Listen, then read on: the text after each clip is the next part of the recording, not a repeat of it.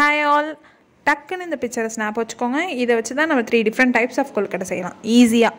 அதுக்கு ஒரு பாத்திரத்தில் 2லேருந்து 3 கப் அளவுக்கு ரைஸ் ஃப்ளார் ஆட் பண்ணிக்கோங்க. நான் 2.5 கப்பு 2.25 கப் அளவுக்கு ஆட் பண்ணியிருக்கேன். அது கூடயே கொஞ்சோண்டு உப்பு, உங்களுக்கு நெய்யே வேணும்னா நெய்யை ஃபுல்லாக சேர்த்துக்கோங்க. நான் நெய் பாதி அப்புறமே ஆயில் கொஞ்சமும் சேர்த்துருக்கேன். இது கூடயே சுட வச்ச தண்ணியை கொஞ்சம் கொஞ்சமாக ஆட் பண்ணிக்கோங்க.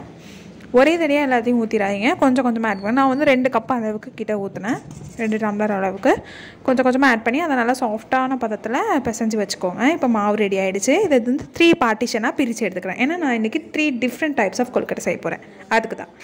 இப்போ 3 டிஃப்ரெண்ட் பார்ட்ஸாக பிரித்தாச்சா.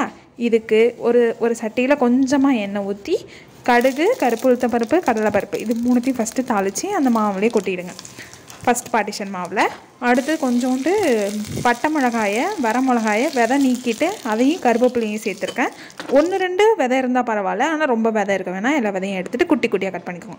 அதுக்கப்புறம் வந்து கட் பண்ண தேங்காய், இது வந்து ரொம்ப குண்டு குண்டாக கட் பண்ணிடக்கூடாது, கொஞ்சம் மெலிசாக நல்லா கட் பண்ணி இதையும் இது கூட ஆட் பண்ணி லைட்டாக சூடு போனதுக்கப்புறமா நல்லா பிசைஞ்சு இதை மாதிரி குட்டி குட்டி பால்ஸாக உருட்டிக்கலாம். இல்லைன்னா பிடிக்கொழுக்கட்டை செய்வாங்கள்ல கையில் பிடிச்சி, அந்தமாரி கூட நீங்கள் ஆட் பண்ணிக்கலாம். நான் ஒரே மாதிரி இருக்கும்ல, அதனால் இந்தமாரி ஆட் பண்ணிக்கிட்டேன். இப்போ வந்து ஒரு இட்லி தட்டில் எண்ணெயை தடவிட்டு அதை வந்து இதை அப்படியே அந்த கொழுக்கட்டையெல்லாம் இதுக்கு மாற்றிடுங்க. வறுக்கிறப்போ சிம்மில் வச்சு வருங்க, ரொம்ப தீய விட்டுறாதீங்க. அவ்வளோதான். இது வந்து ரொம்ப சிம்பிளுங்க, ஈஸியாக செய்யலாம். பிகினர்ஸ்க்கு செம்மையாக வரும் இது. இதில் வந்து எந்த ஒரு இதுவும் வராது. மாவு மட்டும் நீங்கள் கரெக்டாக பசைஞ்சிட்டிங்கன்னா போதும்.